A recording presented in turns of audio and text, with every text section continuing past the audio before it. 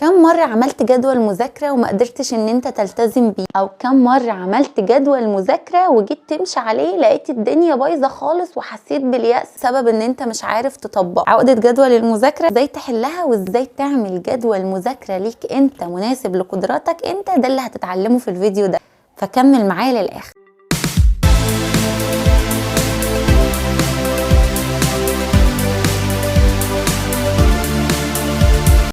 السلام عليكم ورحمة الله وبركاته. ازيكم عاملين ايه؟ يا رب تكونوا كويسين وتكون مذاكرتكم كمان كويسة. في الفيديو ده هعلمك ازاي تعمل جدول مذاكرة مناسب ليك انت ولوقتك ولقدراتك، فتابع معايا للآخر.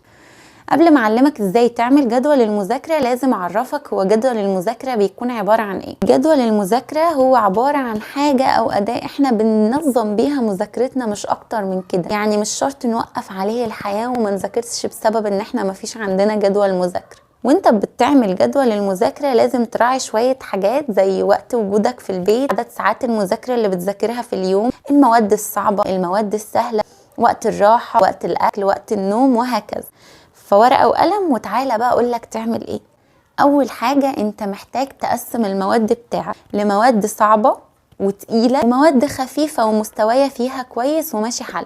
بعد كده بقسم المواد الصعبة على ايام الاسبوع. يعني لو هم 5 مواد ما ينفعش احط مادتين صعبين في اليوم. ليه بقى؟ لان انت لو حطيت مادتين صعبين في اليوم ده هيقلل تركيزك، هيعمل لود عليك ومش هتعرف ان انت تلتزم بيه، فهتوزع المواد الصعبة على عدد ايام المذاكرة. تاني حاجة هنيجي بقى للمواد السهلة وهنعمل معاها نفس اللي عملناه مع المواد الصعبة، هنوزعها على ايام المذاكرة بمعدل مثلا مادتين في اليوم.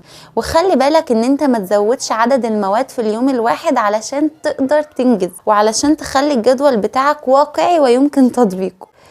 بعد كده هبدأ ان انا اقسم يوم يوم. يعني مثلا لو انا هذاكر 6 ساعات في اليوم هبدأ اقسم ال6 ساعات على 3 مواد. وانا بعمل ده هراعي ان المادة الصعبة تاخد وقت اطول من المادة السهلة، ولازم اخلي المادة الصعبة دي في بداية اليوم علشان اكون تركيزي 100%، يكون عقلي مستوعب، يكون كل حاجة تمام فاقدر ان انا انجز فيها. ولازم وانت بتحط الوقت تراعي وقت الراحة. ما ينفعش ابدا ان انا احط ساعتين لمادة وما يبقاش فيه وقت راحة، لان ده هيأثر على تركيزك. وعلميا لازم تاخد راحة، حتى لو الساعة تاخد فيها راحة ربع ساعة. بعد ما قسمنا المواد الصعبة على ايام الاسبوع والمواد السهلة، نقسم ساعات المذاكرة على المواد بتاعت اليوم. خلي الجدول بتاعنا متضمن لوقت الراحة بتاعتنا.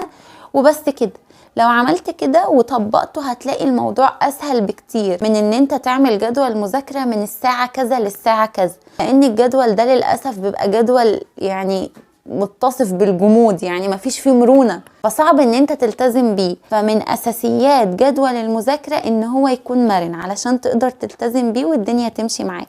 بس كده. لو عجبك الفيديو ما تنساش تعمل لايك واشتراك في القناة علشان يوصلك باقي الفيديوهات. مع السلامة.